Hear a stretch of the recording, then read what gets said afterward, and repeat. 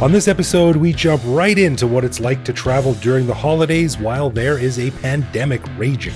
So if you want to hear a few crazy COVID Christmas stories from this very strange season, you'll dig this episode of the Bangkok Podcast.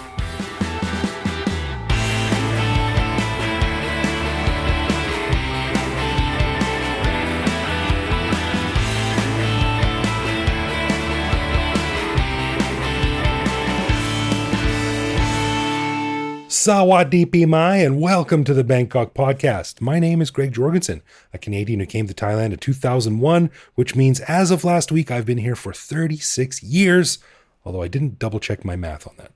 And I'm Ed Knuth, an American who came to Thailand on a one-year teaching contract 21 years ago, fell in love with security guards who don't act like Nazis, so I never left.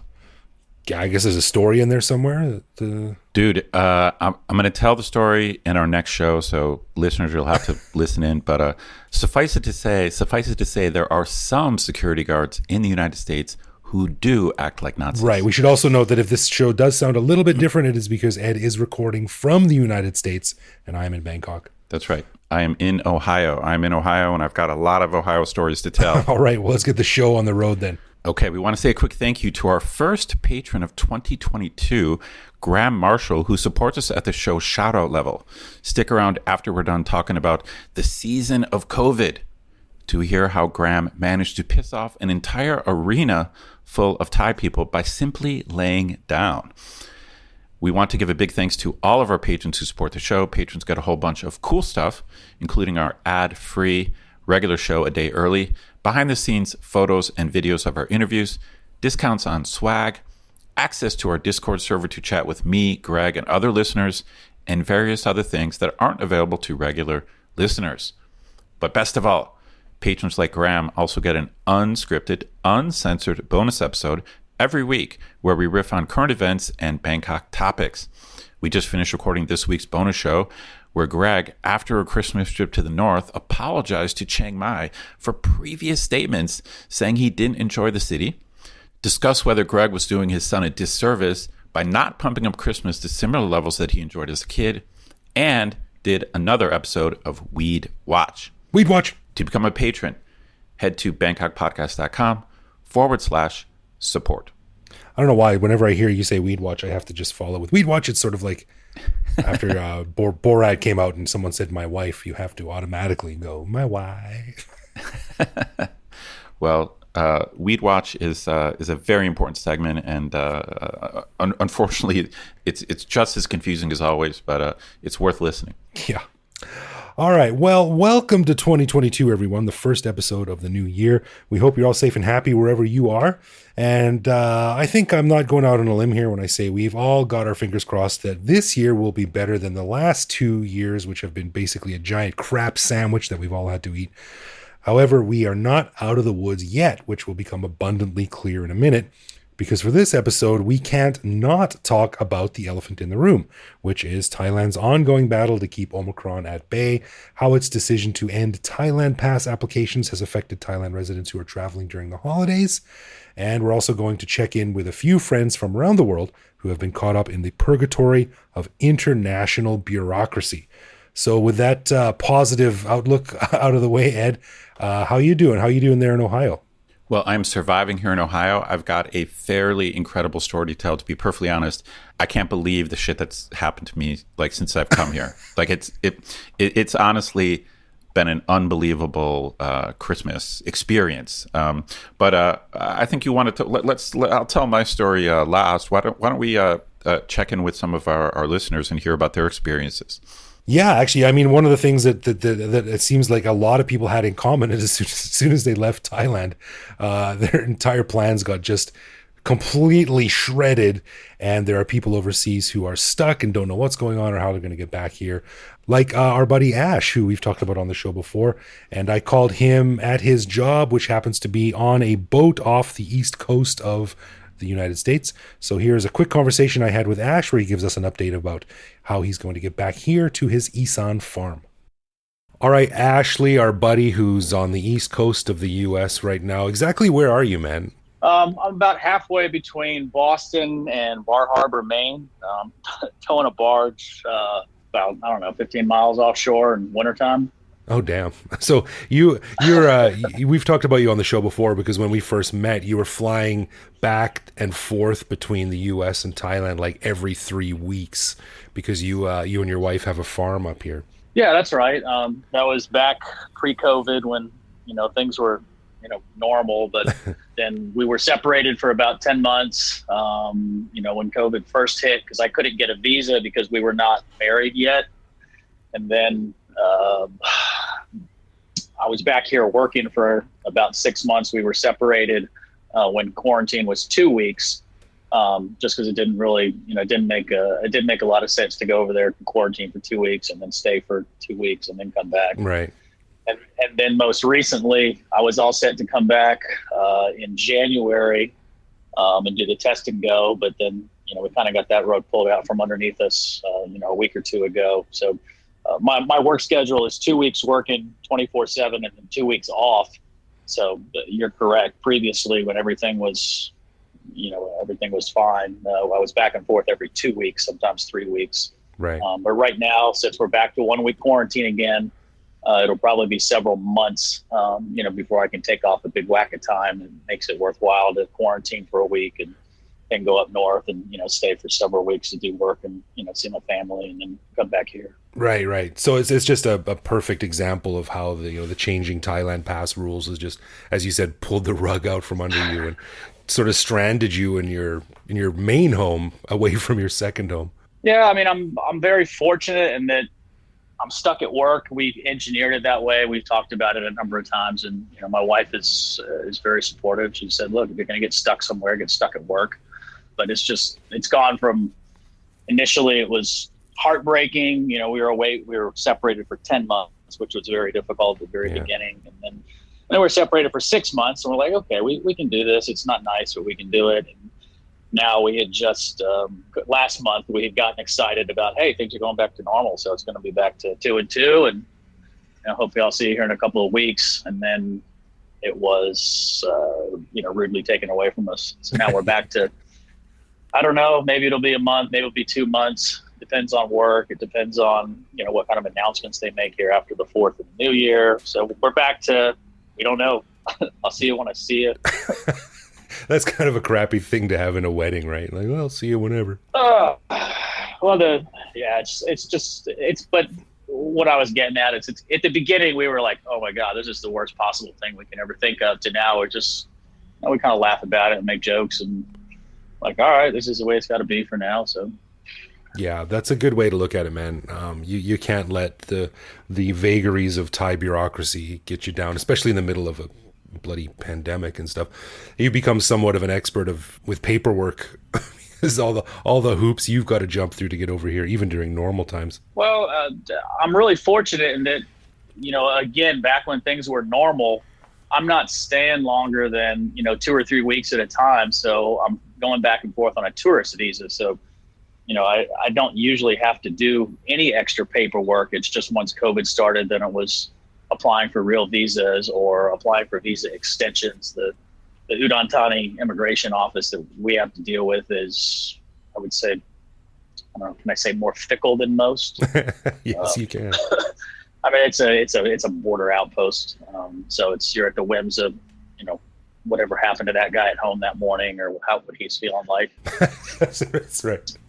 But we're really eager for, at least for immigration procedures, to be back to normal and for quarantine to either go to the test and go or to hopefully go away completely. Yeah. Well, man, I thought it'd be good to check in with you because you and others that we chat to on this show and even that we don't chat to are sort of avatars for, I think, a lot of people around the world that are just kind of stranded in between one bureaucratic system and the other. Yeah, I mean, I think I'm an example of people that we're going to come hell or high water. We'll jump through whatever hoops it takes, for obvious reasons. But right. I can't imagine somebody that's just on the fence thinking, yeah, maybe we should go, maybe we shouldn't. What do you think, honey? it's a lot to digest, and as you know, it changes every single day. Right. Well, man, I wish you the best of luck in getting back here, and look forward to sharing a beer when you're back in town. So keep us posted. All right, will do, Greg. Thanks for the call. It's nice to break up the monotony out here driving at night. Yeah, driving a tugboat at night. That's got to be weird. We look for big boats on a radar, and we look for little boats out the window with our eyes. We got 6 hours of that twice a day. All right, man. Well, have as much fun with that as you can. All right. Have a great afternoon, Greg. I'll talk to you soon, bud. Bye. Take it easy, brother. So all things considering, Ash is not doing too bad. I mean, he's still at work. He's healthy, but he's just sort of basically got to wait around until Thailand reinstitutes its Thailand Pass program. That's right. So my situation, my first drama I dealt with, you basically saved my ass, and I got to say thank you.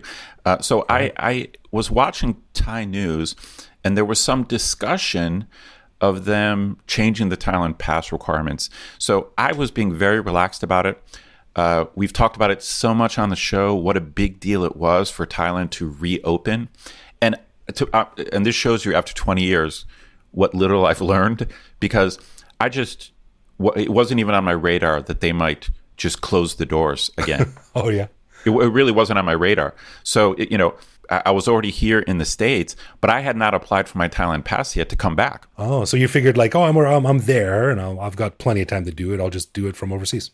Yeah, I wasn't that worried about it. I was actually going to do it after Christmas.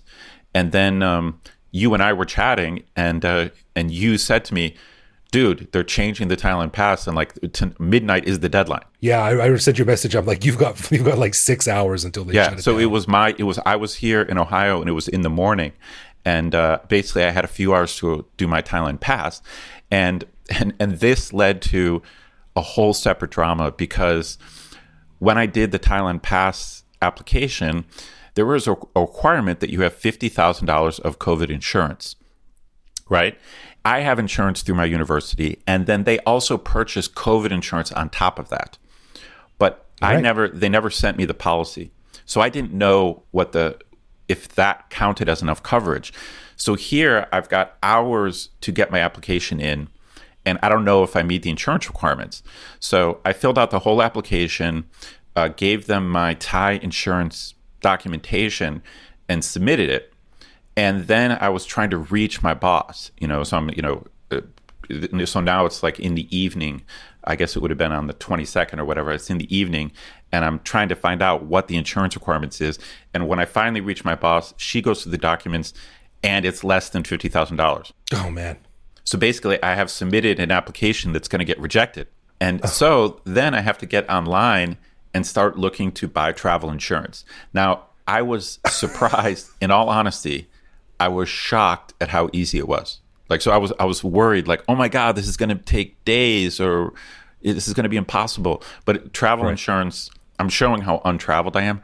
Travel insurance is ridiculously easy to buy. So I find this page where I can get insurance, and all I want is to satisfy the $50,000 COVID coverage. That's all I care about. So cool. It costs $56. To be, in all honesty, it took 10 minutes, and boom, I had a new policy. Man, that must have been a huge relief, because all this time the clock is ticking, right? Like you're got 4 hours left. So then I figured I'd be allowed to update my application. So because they give you a link to check the status, and I thought I'd be able to go in and edit it and put in my new insurance information. But guess what? You cannot edit your application once it's been submitted. I'm shocked. So I'm sweating, and I'm thinking, maybe I'm not sure if they're going to let me submit a new one, because it's under the same name, passport number. Right. But luckily, you can submit multiple applications. So I had to start from scratch again, redo the whole application, put in all the information, and then at the end, I attached my new insurance policy. Nice. So now I had 2 applications in. By all rights, the first one should be rejected, and the second one should be accepted, and that's exactly what happened. So 2 days later, I get an email. Your application has been rejected. And I'm like, okay, don't panic. And actually, about 15 minutes later, I get another email. Your application has been accepted. Oh, nice. And this was so this would have been December 24th? Yeah, like basically, this was like the 23rd, 24th. They processed it pretty quickly.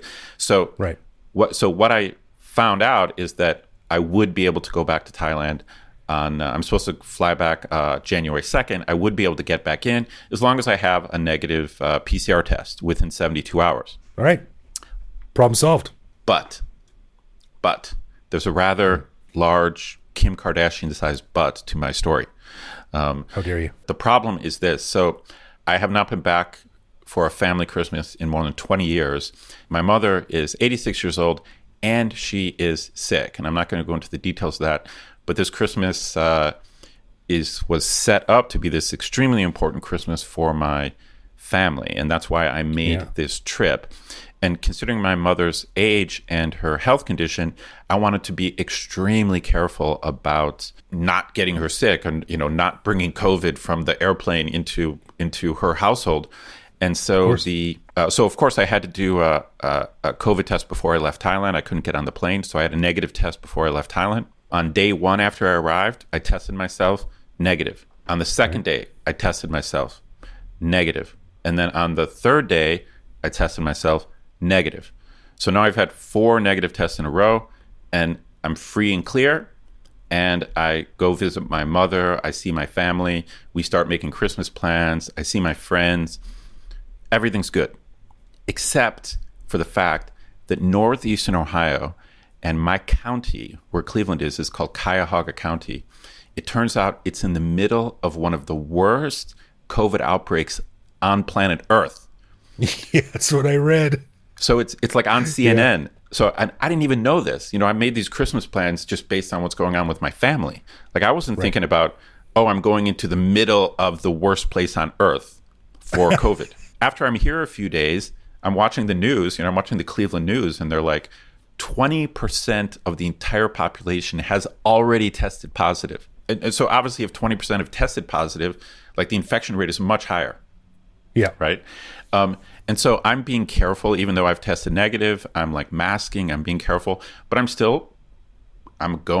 running around town. I'm seeing family and friends. I'm going shopping. I'm doing whatever, getting ready for Christmas. Christmas Eve, I'm scheduled to go have dinner with my mom and just a couple family members. And then the next day is the big, massive Christmas with, 30 people from my entire family, right? Right. So a couple hours before I go off to dinner, I figure, I might as well be extra careful. I'm going to take one more test just for shits and giggles, just to be extra safe. I've got no symptoms. I feel fine. I've already tested negative 3 times. Okay? Yeah. So, dude, I'm reading the instructions, and it says there's going to be a blue line, which is the control line, and then if you test positive, there's going to be a pink line. And it says, look very closely because even a faint pink line means you're positive. Yeah. And I have no expectation that I could possibly be positive, right? And so I think I see where this is going. So I do the test. I dip the thing into the fluid, and it turns bright pink immediately. like just immediately there's a bright pink line, and I'm like, what? I'm like, what? A pink flash went off like a flash bang grenade of pinkness. I don't even know how to express how shocked I was. It was like a joke. I almost started laughing because I was getting ready. You have to leave the test strip in for 10 minutes. So they said wait 10 minutes and see if there's even a faint pink line. So I'm getting ready to wait, and I dip it in and it turns bright pink immediately. Oh, so I was God.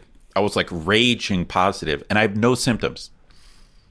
And so this is what I'm finding out. I come all the way from Thailand, and I've already told on the show how I had to straighten out all this immigration stuff in order to leave Thailand and get a re-entry. So I went through all of this. You're dropping tests behind you as you go, leaving little breadcrumbs of COVID tests from one side of the planet to the other, all negative.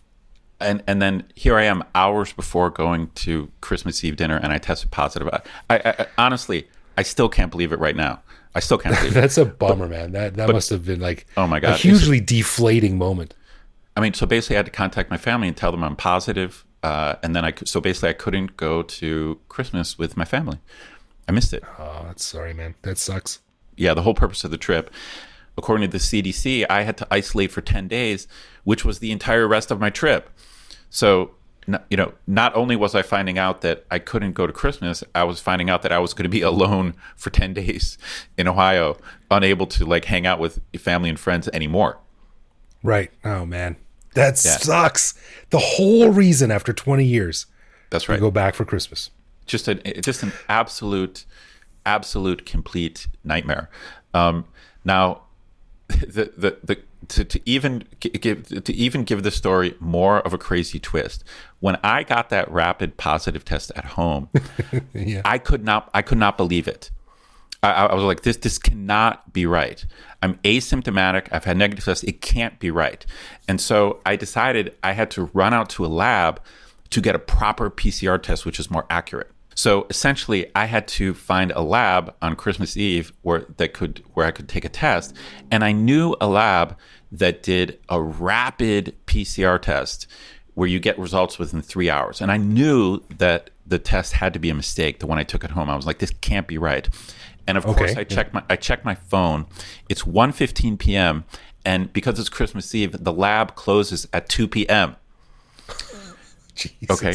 And so I'm trying to get a negative test so I can spend it with my family, right? So I order an Uber. Because I can't drive here. I'm waiting for the Uber guy to come. It's projected on the Uber app that I'm going to get there at 1:53. Okay. Oh my God. Now, dude, on the way to the lab, my sister sends me a message and says, "I called the lab and they've closed early. They're already closed." Man. And I'm like, what are you talking about? She goes, I don't know. I called them. They have a message that they're closed already and that you shouldn't come. Like maybe because we're in the middle of a COVID outbreak. And so she was basically saying, hey, the lab has been overwhelmed. They closed early. So I'm thinking about turning my Uber around. But then I'm like, well, it's 10 more minutes. I might as well just see. But sure enough, I get to the lab at 1:55, right? And it's dark and it's locked. So I'm just utterly dejected. I just took this home test, which is positive, but I think it's wrong. But I have no way to verify that. So I'm sitting on the curb. Crying. More or less. I'm utterly dejected, trying to figure out what to do. And this car speeds up, stops, and a man and a woman get out.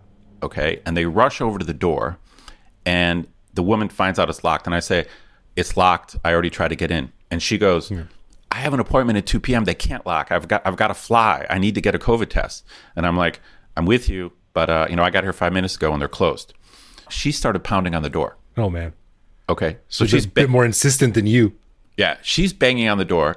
And I'm sitting there going, it's pointless. Like, we're doomed. I'm like totally in this negative, dejected. I'm like, this is like Cheyenne lady. Yeah. I'm like, we're doomed, And sure enough, a guy comes out from inside the lab. He comes to the door. And I'm like, holy shit. So he opens up the door crack and says, I'm very sorry, but we're closed. And she says, that's not possible. Like, I have an appointment at 2 p.m. And he says, I'm just the technician. I don't do appointments. I'm very sorry, but we're closed. And he goes to close the door. And man, she was assertive. She was like an American woman. She was like an American. She's like, this is not right. I have an appointment at 2 p.m. Your hours used to be listed as 5 p.m., but you changed it to 2 p.m. and you did not give me any kind of notice. You did not cancel my appointment. This is not right. Damn. And the guy's standing there. And he's hesitating, and she goes, I have to fly tomorrow. Like, what am I going to do? And I can see the guy wavering a little bit, and he opens up the door a little bit and like kind of motions to let her and her guy in. And then I'm just standing there like a homeless dog on the street, right? And he looks at me and he goes, what's your deal, sir? What's your deal, sir? He goes, what's your deal? Like, what do you look so sad about? And I just said like, well, I got here at 5 to 2 and your website says you close at 2 p.m. And he goes, all right, come in. So I'm like, oh my God. So nice. I get in. Okay. He closes the door, locks it, turns out the lights and says, stay away from the windows. He doesn't want anyone else to come in there. Fair enough, man. It's Christmas Eve. Dude's got to go home. Right. So the bottom line is I get this proper lab test. I message my family and I tell them, I'm sure my home test was wrong. Now I'm going to get a proper lab test. There's still hope. I'm going to be able to go to Christmas. And then I was chatting with you on Messenger when I got the email. and it was positive in the end. So I'm really positive, man. And it's the oddest thing because I'm not sick. No symptoms. Well, I mean, like to me, I feel exactly the same as I always feel. So maybe my mild allergy symptoms are really COVID. I'm not sure, but I basically feel fine, completely fine. Wow. Well, that's still a bummer, man. It's a bummer that you got the Thailand pass and you're like, yay, I did it, I can go back in. Then it's a bummer you got the positive test and you're like, well, it's probably wrong. And then it's a bummer you got the additional test that confirmed you were positive. And I don't think it's been a waste, only because I did get to see my mom and did get to see my family, but obviously it's not the trip I expected to have. Now there's one positive thing that happened, which is that the CDC, the United States CDC, announced that they are reducing the isolation period from 10 days to 5 days for asymptomatic people. So this was great news. So I was in isolation for 3 days, and the CDC says you only need to do 5. So this was good news. So yesterday, I actually came out of isolation, which means I can leave my place, and I'm still asymptomatic. Now, I'm in a weird situation because I need to have a negative PCR test, a negative lab test, before I can leave the country. Thailand won't let me back in unless I have a negative PCR test. So essentially tomorrow morning, because I'm supposed to leave in 4 days, tomorrow morning I'm going into a lab. I'm going to take a piece. Actually, I'm going back to the same lab that I snuck into last time. I'm going back, old buddy. Yeah, I'm going back in there. I'm going to take a PCR test, and I'm scared that after essentially it's been about a week, I'm scared I might still test positive. Dude, if I test positive, even though I feel fine, I cannot take my flight. I lose my Thailand pass, and I'm locked out of Thailand. Well, that's the big issue, isn't it? Because now if you don't get the Thailand pass, if you are positive, if something doesn't happen, if your insurance is wrong or something like that, you are now not allowed back in Thailand unless you do a 2-week quarantine in Phuket. That's right. The only way back in is through the Phuket sandbox. So I had a conversation with my boss last night, and I told her I might test positive on Friday and I won't be back. And luckily, she basically said it would be okay for me to teach my classes from Ohio until Thailand reopens. And so it's odd. So I don't know how long I'm going to test positive. Like I've been reading online that some people are asymptomatic and they test positive for weeks. Well, on that note, let's check in with another friend. Well, I'm not going to say myself. Let's check in with our buddy Scott, who is a sometime co-host of the podcast when Ed's not around. And we are going to talk to him from his parents' house on the west coast of Canada. Hi, Greg. Thanks very much. Always good to be on the Bangkok podcast, but this time from another continent and in a place that is currently a few degrees below zero with about half a meter of snow. I'm at my parents' place in Nanaimo, Canada, that is on Vancouver Island. Yeah, I mean, Calgary is minus 30 something.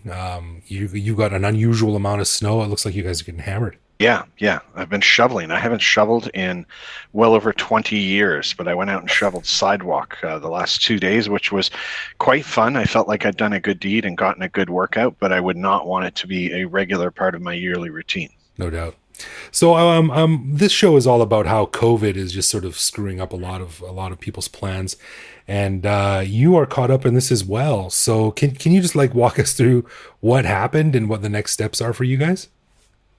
Yeah, so the quick one is, like a lot of people have been wanting to get back to my home country to see family. My parents are getting a bit older, and the two things that would enable that were being fully vaccinated. So being able to return to Canada, you have to be fully vaccinated to avoid quarantine. So check. Thank you. Thai Health System did a good job on that. And then basically no 2-week quarantine or even no week quarantine on returning to Thailand. So they came out with Test and Go on November 1st. And my Singaporean wife and I thought, okay, now's the time. It should be noted as well, I work in Thailand. So I have a work permit. I work for a fairly well-known company there, pay Thai taxes. This will factor in later in my gripe a little bit, but flew to Canada on December 10th. We are to get on an airplane on January 8th to head back to Canada. We're having a great trip here. We're spending a couple days in Vancouver with my cousin. Didn't have a laptop, but I check email every day, and I suddenly got a note at 5:30 a.m.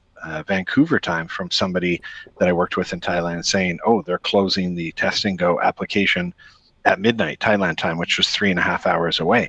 So suddenly this very narrow window of time to try and file, which of course now I'm kicking myself, like, why didn't I just apply, the day I got here? I just honestly thought, well, the rules are changing. They were even talking about reducing the testing requirements, when I left. So I just thought, well, yeah, we'll give it until a week and a half before we're coming back and then just submit it, right? There was no real sense of urgency. And so then, yeah, that's where I was at 5:30 in the morning, learning that this thing was going to close in 3.5 hours. Yeah, Ed was caught up in the similar situation too, but he got his in just under the deadline and got approved. But of course, as we heard, he fell into some other roadblocks. But so basically, you asked for permission to come back into Thailand because they were closing the window, and what happened? Well, yeah. So to be fair, I guess I'm not sure exactly how many hours notice were given from when they said, look, we're going to close this testing system at midnight on the 22nd. And when I learned about it, that said, I don't think it was very much. Like, my guess is half a day at the most, right? Yeah. Because again, I checked the news most days. I had my phone, my wife had her phone. And so we got up and then we're suddenly trying to think, okay, how can we file this on our phones? And get it done. So we both went to the pages. We attached passports, those kind of things. The challenge came in at you having to submit a letter showing proof of prepaid hotel booking, limo transfer, and PCR test, right? Right. So with the time change, I'm 15 hours behind. So 8:30 a.m. 5:30 a.m. is 8:30 p.m. in Thailand. So by the time I really get around to hotels, it's 9 p.m. in Thailand, right? Yeah. So any sales departments, any sales teams at hotels are no longer working. So I did go onto a platform that I use to book hotels regularly, and I thought, okay, I'm just going to book one here. They'll have the whole package. It turned out there was no packages on that hotel platform. You could book a hotel room, but you couldn't book and pay for the limo transfer and the test. And then I quickly went to hotel sites directly, and we just couldn't find any. And we did then make a bunch of Skype calls. Luckily, I have Skype with prepaid credit on my phone. I called, I think, 4 different hotels in Bangkok. Again, it's 9 p.m., it's 9:30. Oh, Jesus this Christ. time's creeping along. And understandably, all the hotels said, oh, well, we can process, but not until tomorrow. Like, there's no staff here. And I think they need to get a code or a number from the government. I think the hotel needs to put some request and they get a code or something. So basically, we have everything. We have airline tickets. And again, we got to get back to work so we can start paying Thai taxes. And so I just book a room on an online platform. And I think for now, I'll submit this, right? I'll submit the hotel booking paid, and then we'll, tomorrow morning or whenever, we'll arrange the other payment and get this letter. Right. So we both file it and go to bed at 8:30 a.m. Then we've been up. It took us 3 hours, so we're up 3 hours. A couple days later, my wife gets an email saying your Thailand pass has been approved. Great. I'm like, oh, fantastic, right? Like, this is happening. And nothing for me. I wait a couple more days, nothing for me. And then I just get a note saying your application has been rejected due to not providing proof of prepaid limo and PCR test. Please add. And then it said you can add and resubmit document on this site, but the site is just the Thailand Pass site, and they're no longer accepting applications after midnight on December 22nd. So basically the thing that really, there's a couple elements to me that really upset me on this one. And I've lived in Thailand over 20 years, so I'm well familiar with things being said and retracted. But I really think this is a bit different in my mind. There's no way to add that document. So, the narrow window they gave to apply, and due to wherever you are in the world, it was literally impossible for me to get that letter at that moment. But there's no way for me to add that to my application. Like, here it is, right? Like, everything, all my ducks are in a row, but here it is now. And because they just send you that website, like, please refile under this website, but the website's closed for application. So these are also non-refundable, these hotel, transport, PCR tests, right? Like, these are, so I've now resubmitted it to that email address. I've had no response. Somebody today just shared a line ID for a Ministry of Foreign Affairs. I've just sent that. And so I'm waiting, I'm hoping. Really, all you're looking for is somebody to connect the dots that, like, hey, here's my application number. Yeah. And all that it says was missing was this letter, which I have, and also my non-Thai wife, who we're flying together, and we obviously live together, is approved. Like, how come she got approved and you didn't? You tell me, Greg, the great mystery of any of this. It was probably an automatic system, and I don't know but yeah, she's cool. And so we're scheduled to fly on January 8th, and we have to do a PCR test on January 6th. So we'll continue with that, and just fingers crossed. I did hear from someone well placed that they are not going to reopen Test and Go on January 4th. I mean, the hope is they do, and then make another rapid application should I not hear anyone. But I did hear that they are probably not going to extend that. And the other thing is, even, someone said, well, just change your airline ticket and go to Phuket. But you can't. My flight is from Vancouver, Japan, Bangkok. Currently, you cannot transit in Bangkok to a flight to Phuket right under the sandbox scheme. You have to arrive directly in Phuket. So that would mean an entirely new airline ticket for me. And Air Canada doesn't offer flights to Phuket. I did find one the other day, but via Kuala Lumpur for $5,000 and 30 some hours, but my return ticket was $1,030. So it starts to become impractical. But it sounds like a perfect storm of just time zones and bureaucracy and communication and IT. Just everything failed at the same time, and it sounds like a nightmare, man. I guess where I have the problem, Greg, is I've loved Thailand. I've provided over the years, without boasting, I've provided employment for all kinds of people. I've brought tons of tourists to the country. I've paid taxes for 20 years. I'm currently a work permit holder. I pay taxes. To not provide, at least a 48-hour window to get applications in, to me at the very least, is just extremely rude.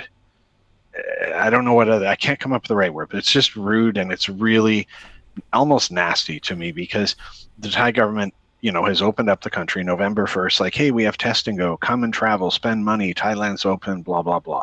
So there's all kinds of travelers that in good faith have booked airline tickets. I've read about them online. They've booked airline tickets, and suddenly, oh, I can't come to Thailand, or the system rejects them, or whatever it is, right, based on who knows what, kind of like my circumstance, and there's no way to modify it. So now what do they do with those tickets? For the traveler, I think any credibility that Thai Tourism Board or Thailand has is out the window. Like, why would you go and book a trip in a couple months down the road? And then for me, again, like, to not provide at least 48-hour window, like, just why not? And so now, like, I'm just not letting it bother me. I somehow feel it's like I'll get back one way or another, but it's just unnecessary to every day be thinking about this on my trip home too. So I think it's a real bad situation, man, and horribly mismanaged, and just quite rude and ignorant to people. Yeah, I'm sorry you're caught up in it, man. But the one thing that you keep seeing it over and over again the longer you're here is that Thailand has so much potential that it is not capturing, and every time a big system comes in, or a big change, or a big whatever, it just seems that they shoot themselves in the foot, make more work than is necessary, cause more problems than is necessary. And it doesn't have to be like this, and it's just a bummer to see over and over and over again, especially when you're stuck in the middle of it. There's just, at this point, it's a real helpless feeling. There's 3 phone numbers that have been shared. People don't answer that phone. People haven't responded to the email. So, like, I've got everything. Technically, I've got everything, but just I need someone to look at it and connect the dots, and just the why again. The why. Like, you've said one thing, and then you don't honor that or provide a reasonable window for people to adapt to the changing circumstances.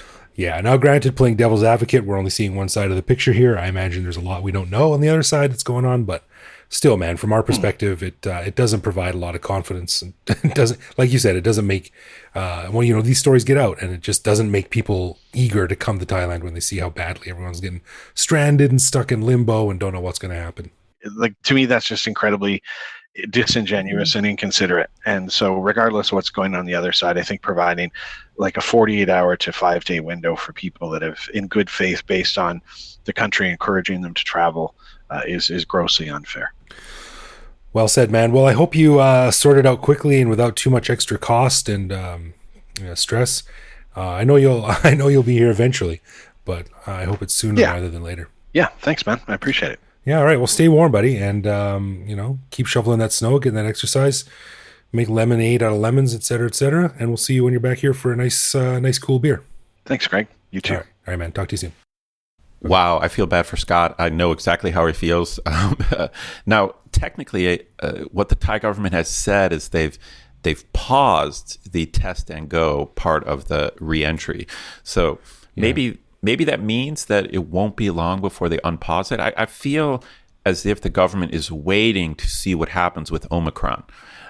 Because essentially what's going on here in Ohio is what Thailand is afraid of.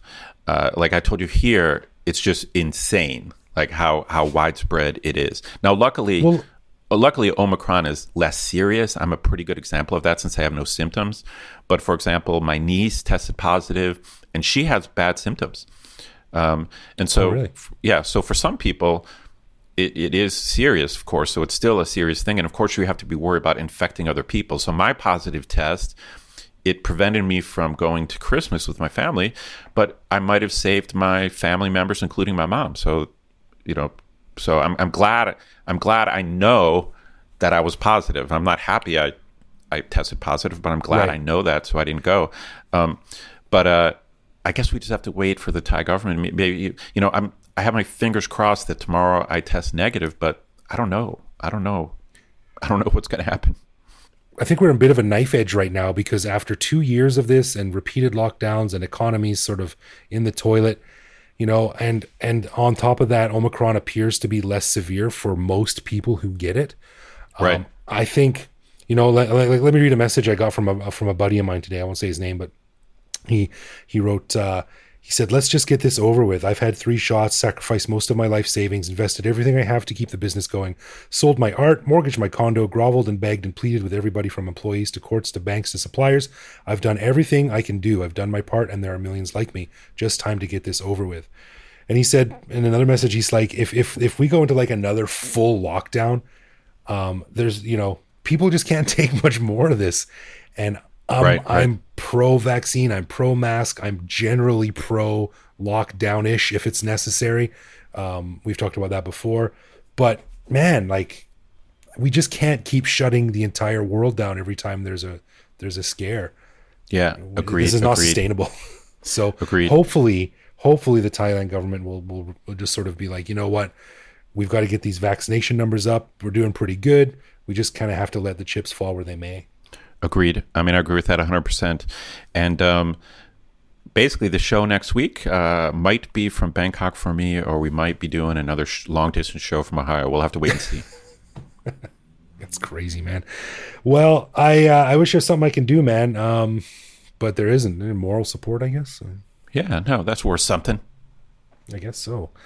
Well, there's just a couple of examples with Scott and Ash and Ed about what's going on out there. And we hope if you're listening to this, you are not stuck, stranded, or, otherwise laid up and unable to get back into Thailand, because it sounds like a really messy situation. It's sort of a mix between medical restrictions, bureaucratic nightmares, and a lot of unknown questions on both sides of the For sure. aisle. So, yeah, we hope everyone's doing okay out there. Man, what a weird show that was. COVID Christmas. What can I say? COVID Christmas. All right, well, let's do Love, Loathe, or Live With, where one of us picks a particular aspect of living in Bangkok, which we then discuss and decide if it's something we love about living here, loathe about living here, or have come to accept as something that we just have to learn to live with no matter how we feel about it. On the last show, guest host Scott asked me what I thought about fast talkers on the phone. So this week, it's my turn to ask something of Ed. Cool. All right, Ed, now you don't drive much, but this is still something that affects people who are walking, or I guess in a car at all. But have you ever been walking down the street or driving down the street and you come around the corner at nighttime and there is a insanely bright LED billboard flashing some innocuous stuff? Yeah. Now, I find it hard to believe that anyone would love these, but do you find them sort of like easy to block out, not annoying, or do you? I mean, they're obviously annoying. I mean, you're right. I mean, you said it already. I don't drive much, but every time I see that, I just wonder how people could drive past it, because it's so distracting. It's a little bit of it's a little bit analogous to the oddly loud music you sometimes hear, like in markets, where you're just like, well, that is just inappropriately loud. But you're right; those those signs that you're talking about, they should be at night. They should be turned down or something. It's like they're so bright. Right. Well, what got me thinking about this was a story on coconuts about how they put up a billboard on Tonglaw, and it was just this giant illegally constructed LED billboard right across the road from people's houses and condos and buildings. Oh my gosh, right. It was like that old Seinfeld episode. I'm not sure if you remember, where they build a Kenny Rogers Roasters across the street from Kramer's apartment, and his entire apartment is bathed in this red neon glow. Yeah, that's crazy. It's there must be So do you think this is another example of there are regulations that prohibit it, but they're unenforced? Is that your guess? Yes, actually, the Coconuts article does go into that, about how it was, like it did go against some building code or something, and they're going to take it down. But, it reminded me a few weeks ago, I was walking home at night, and I turned around a corner, and there was just this like an obnoxiously bright flashing light, and it lit up the entire street. And I mean, Thai advertising companies are already really good at filling any available space with advertising crap. That's right. But that's right. To have it blinking and flashing at the volume of the sun is just, it's a hard loathe from me. Yeah, I mean, I guess we can't really do anything about it, but I'll put myself in the loathe category. There's just no point. It's just inappropriately bright. There's no other way to put it. Yeah. If you don't know what I'm talking about, just go into a dark room and close your eyes for about 10 minutes, and then turn on your phone flashlight and put it right in front of your eye, and then open it. And then that's pretty much what it's like. No, don't do that. We're not recommending that. Bangkok Podcast does not recommend doing that. That's right. Okay. Double loathe then.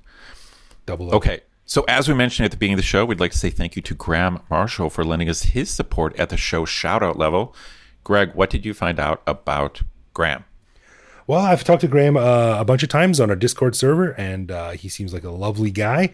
And it's funny because he told a story that made me think he's a total badass, because it's not something that I would ever do. I would ever be brave enough to do. But the funny thing is that he didn't actually do anything to be such a badass. So he says, I'm actually very tall, 205.4 centimeters. That's tall. Wow.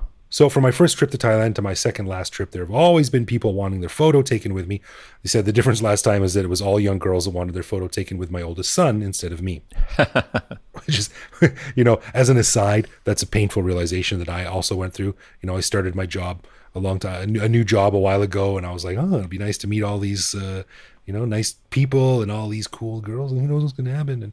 And they're like, one of the girls gave me a nickname of Uncle Greg. So I was like, oh no. That's funny. I'm the elderly uncle. So tell me what you think of this, and let me know if you could do this. He said, I did put my height to use on one trip when we visited a zoo in Thailand. I wanted to save seats for the elephant show, so I thought I would lay across the bench for the other members of my family who hadn't arrived yet.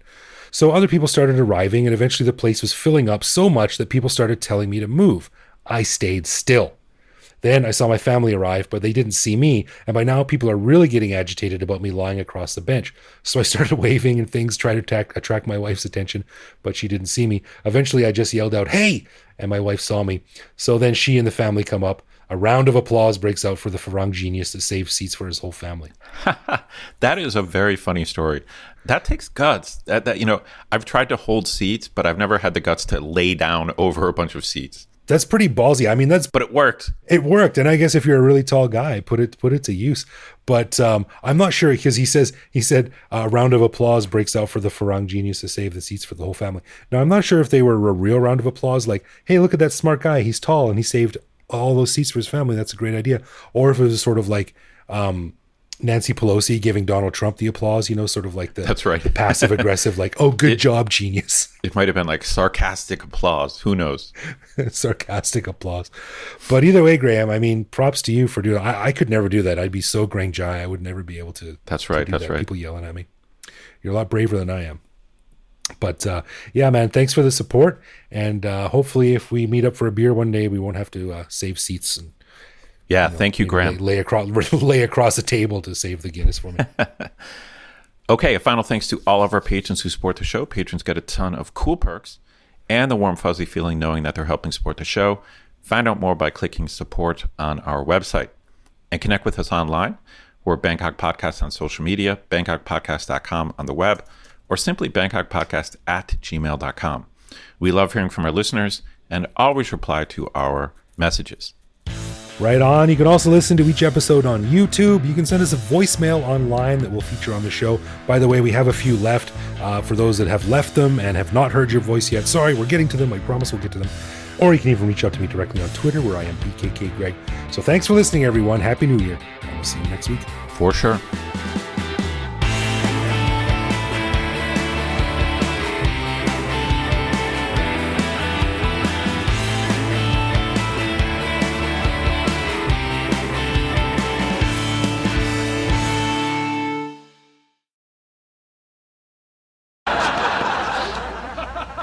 What's going on in there? What? That light! Oh, the red. Yeah, it's a chicken roaster sign. It's right across from my window. Can't you shut the shades? They are shut. Oh, by the way, your friend Seth, he stopped by. Oh yeah, what do you have to say? Yeah, he was fired.